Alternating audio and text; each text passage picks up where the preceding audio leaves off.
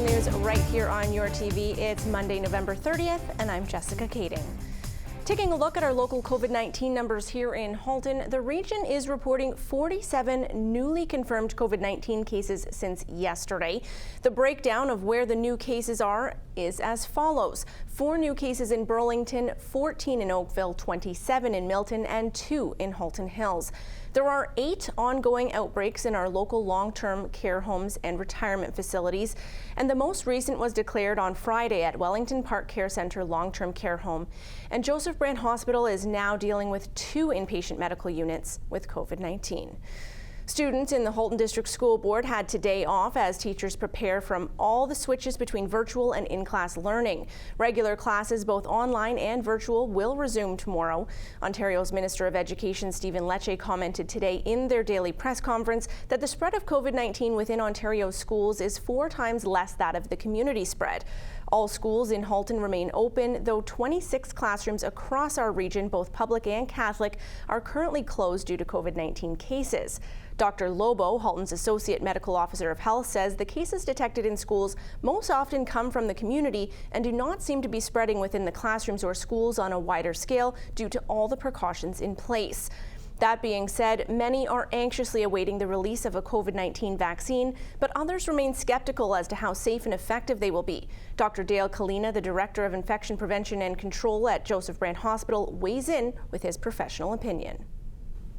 So I can never say enough good things about vaccines. Vaccines in general are by far and wide the best technological advancement of the past century. Vaccines are safe. Vaccines have helped us get on top of many infections, polio, smallpox. They are single-handedly the best public health measure that we have across the board. Now, this specific vaccine is a little bit different. This is representative of a lot of very, very hard work and a lot that has gone in over the course of the past 11 months to develop these vaccines.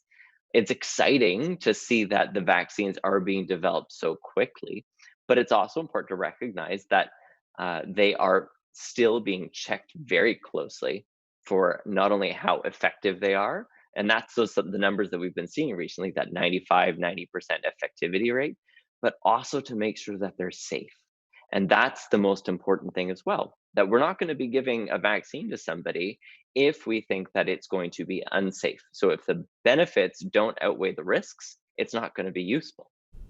Now, the important thing is right now, we can see that the risks of the vaccines, which are very, very minimal, aren't even close to the benefits that we're seeing for the 3 major vaccines that have been announced so far. I asked Dr. Kalina to elaborate on the risk they've observed so far related to these new COVID-19 vaccines that are being developed. So the risks that we've seen for the vaccines so far, primarily with the Pfizer and the Moderna vaccine, are the types of risks that you would expect from a vaccine. A little bit of soreness in your shoulder and feeling some of the effects like a flu-like illness and that sort of thing, which is exactly what you want. You want your body's immune system to be reacting to what it's seeing there.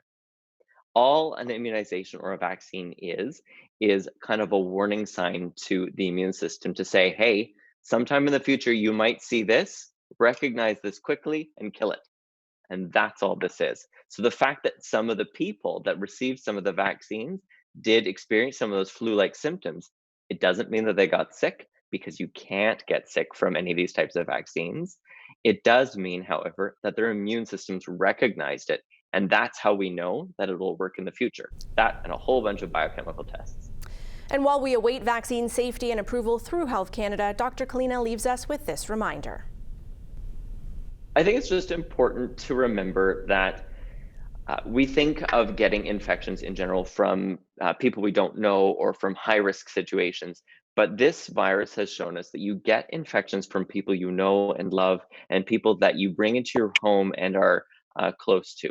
And it speaks to the fact that it's important not to have those social interactions. It is important to distance from even those you love. It's important not to have those social interactions. It's important to use all of the tools that we have. We're so close to being able to have that vaccine and so close to being able to see that light at the end of the tunnel. It really would be a shame to give up now. For more information on how to protect yourself and your loved ones from COVID-19 and to see the breakdown of cases here in our region, please visit halton.ca. The city of Burlington is about to be home of a post-secondary institution. That's right, Brock University will be opening a satellite campus right here in our region. This comes as Brock University was seeking a new location for their Hamilton satellite campus, which has mainly been used for teacher education. Burlington's Mayor Marianne Mead-Ward has called this truly exciting news for Burlington. So we're absolutely thrilled about it. They have now formally announced that they will be relocating to Burlington. So that decision has been made. That's public, and we've been working with them for some time about what they need for a facility, where the possible locations, plural, might be. We've narrowed it down to a few, and we hope to have an announcement early in 2021, likely around where they have landed in terms of the preferred location. But we've been working very closely with our economic development folks. We have signed a memorandum of understanding already to lay out, how this will work going forward, who does what, and it's absolutely great news for our community. I can tell you when that hit the street, it was right when we were entering into the new round two of pandemic, and people were really looking for good news, and it was very well received in the community. People are very excited. While this is obviously good news for local students who would like to stay close to home while pursuing higher education, I asked the mayor what benefits there will be for the city itself. That's a good question. We will get a post-secondary education facility. It's the students, the future. It's a teachers training program, and our school boards are excited to have them here. People that study in a community often fall in love with it, and who wouldn't fall in love with Burlington and choose to stay and make their homes here. There's obviously an investment in business and economy and jobs with this. And it's also great for our local businesses broadly. There's an opportunity for partnerships. And when you look at some of the additional offerings, there's an opportunity to expand beyond that program over time. So there's incredible opportunities. This is round one. This is our toe in the water of that world. And it's really going to be the only way that we get another post-secondary facility here, because the province isn't building any new universities. So this is a relocated faculty, and that kind of opportunity comes along once in a generation. So we're thrilled to welcome them to Burlington, and it will be great things for our city. And in other good city news, there will now be an official name for the area beside City Hall where the cenotaph is, and one of the places where Remembrance Day is celebrated in the city each year. Yeah, another good news story, and we're all looking for those good news, feel good stories. So the area where the cenotaph is, we just called it the area where the cenotaph is. That doesn't roll off the tongue very well. And as a request from our Legion and various associations and community groups in the city, asked us to consider naming it Veteran Square. And there's some logic to the singularity. It's not veterans square, it's veteran, and the idea is really to be inclusive to veterans of any battle, if you will, but also our frontline workers, veterans in the cause of first responders, people who are veterans of public health and safety, and that was actually straight from the Legion, that they chose that word intentionally to try and be inclusive and broad. And the tomb of the unknown soldier kind of reflects that person that is representative of everyone who has sacrificed. So a great news story, and happened in November, which is Veterans Month. And stay tuned. The next time we chat, I hope to have some details on my annual holiday fundraising campaign, and it will be for our veterans this year. So lots of good news coming.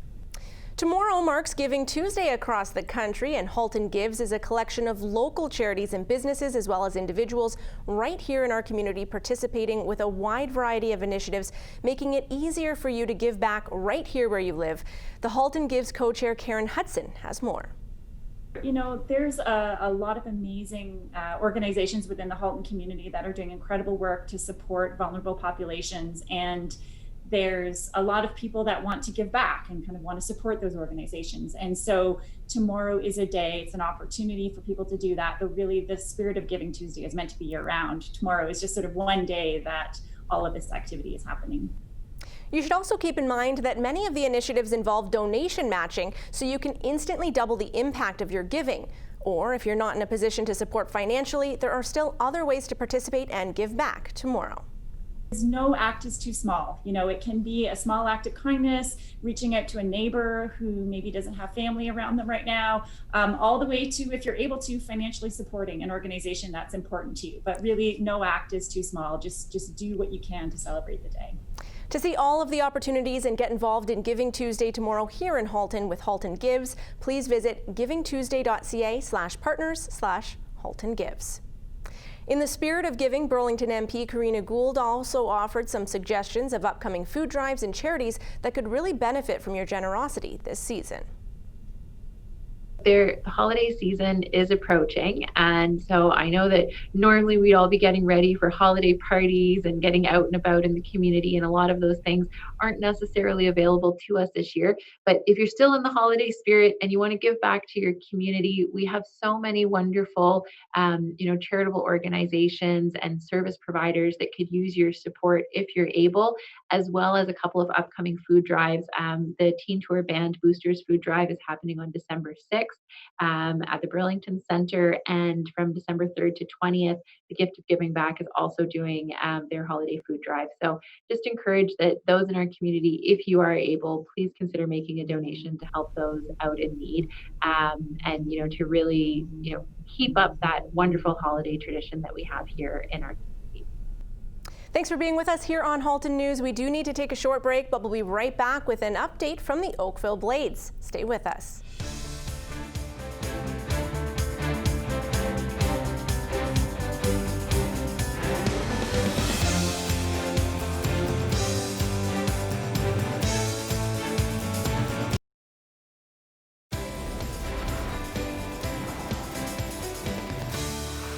Welcome back to Halton News, right here on your TV.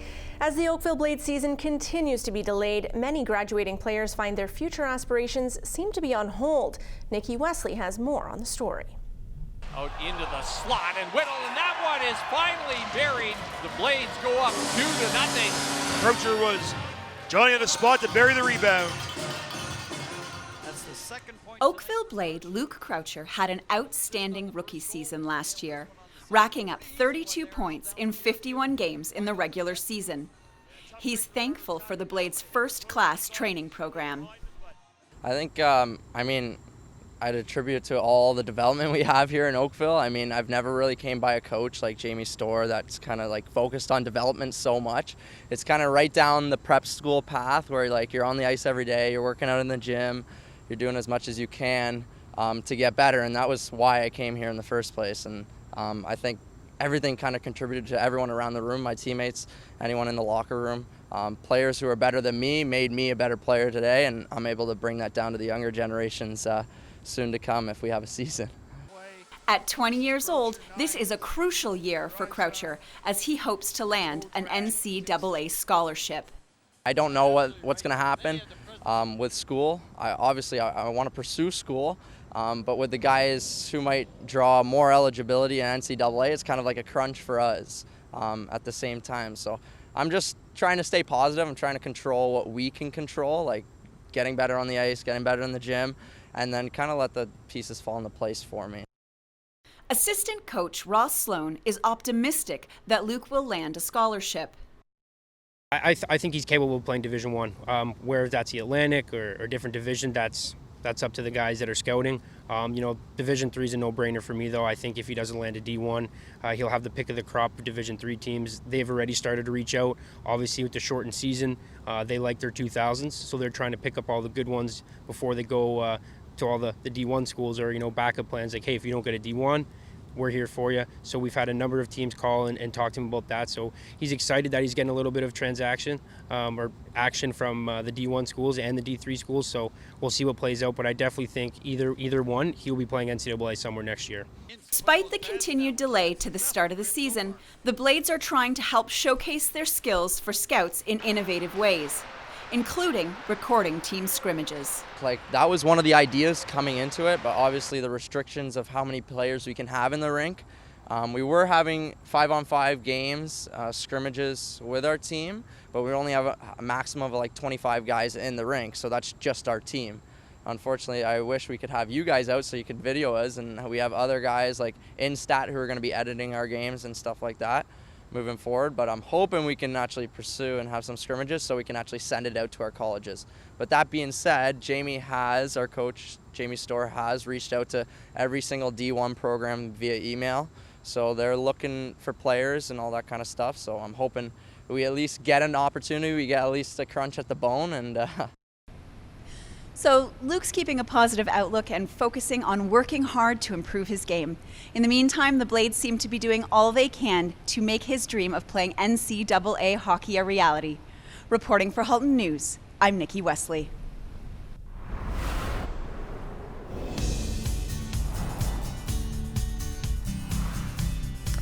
It's about to look a lot more like Christmas as we head into December 1st tomorrow. Now, while North Halton has already seen quite a bit of snowfall, enough to make some beautiful snowmen up there, I've seen, South Halton has seen those snowflakes come down, but not much has remained on the ground. That is about to change. We are looking at 2 to 4 centimeters coming in tonight and then again tomorrow morning. Expect those snow flurries to continue throughout the day tomorrow, accumulating quite a bit on the ground. Prepare for that. Remember, you are going to need more time if you do have a morning commute. It will be 1 degree above zero on both Tuesday and Wednesday, but will feel quite a bit cooler, about -4 to -7, depending on the time of day. That sunshine will return by Thursday, bringing us up to 4 degrees, potentially melting some of that snow. We'll have Friday with cloudy skies, and then the chance of snow flurries or rain returns by Saturday. That's a 60% chance. Otherwise, expect cloudy skies as we head into this weekend.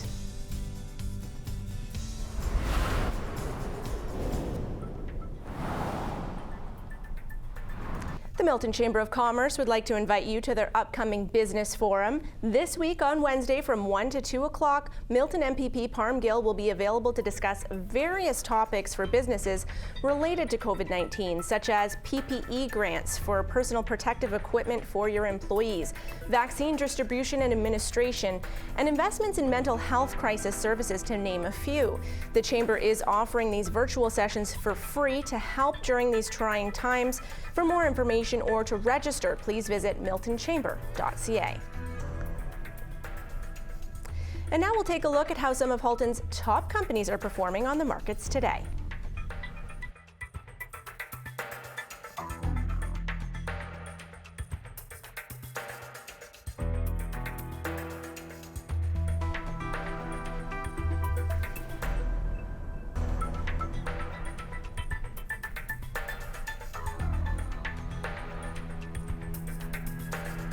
Thanks for staying with us. We will be right back with more on the 2020 Hunger Report that was released today by Feed Ontario. Stay with us.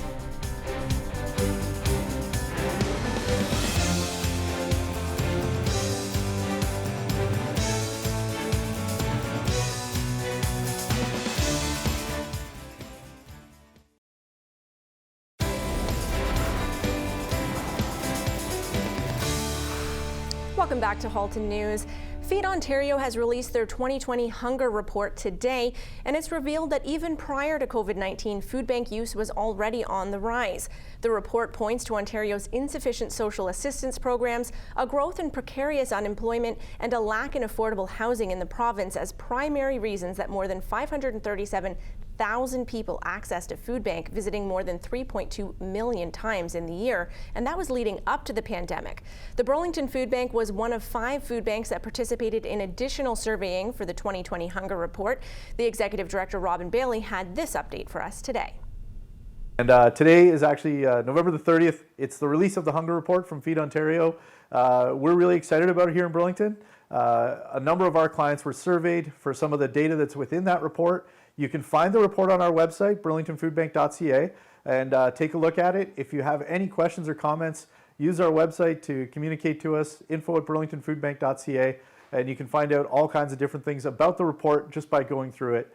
We were really excited in that I was part of the advocacy committee that actually helped put together the report. A special thank you to Amanda King at Feed Ontario and the rest of the staff at Feed Ontario. They are working tirelessly for the entire network across Ontario, and we here in Burlington definitely benefit from all their hard work. We also wanted to make sure that people knew when it comes to food recalls that we regularly get reports back from the Canadian government letting us know that there's been a food recall. We check our product, see what's around, if there's anything within those recalls, and if there is, then we pull that product and throw it out. We also make sure that we are looking for that product coming in the future. Sometimes when people see a recall, they don't want to have it, so then they end up donating it. Please don't. Just throw it out and do what the government asks you to do with any food recalls. Again, thank you so much for your continued support, and those who need our assistance, info@burlingtonfoodbank.ca, or give us a call 905-637-2273. Let's take a look now at some upcoming events happening here in Halton. A new exhibition will open in the Sysnet lobby of the Town of Halton Hills Cultural Center tomorrow, December 1st. The annual holiday show and sale features a variety of media of artists and artisans of Halton Hills and presents the opportunity to support talented local artists while also finding that perfect holiday gifts. Masks and social distancing will be in effect. For more information, please visit haltonhills.ca. Oakville firefighters will be hosting their 28th annual drive-through toy drive at Coronation Park on December 4th from 5 to 9 in the evening. Families are invited to drive through the park, enjoy the festive lights, drop off a gift card or toy donation, and wave or deliver a letter to Santa Claus, all which can be done from the safety of your own vehicle. Additionally, the event will feature some other special guests, including the Oakville Fire Safety Team and Sparky the Fire Dog. Donations of gift cards, new or unwrapped toys can be dropped off from the safety of your vehicle. Gift cards are preferred, that way we can minimize contact, but toy donations are still welcome. The Lighthouse for Grieving Children is hosting an online bid and buy auction. Lots of incredible gifts are available, including hotel stay packages or an on-air opportunity, wine tasting, golf games, etc. For more, please visit 32auctions.com. I'd like to take this opportunity to thank you for tuning in to Halton News right here on your TV. I'm Jessica Kading. We'll be back again tomorrow night live at 5. Until then, check us out online at yourtv.tv.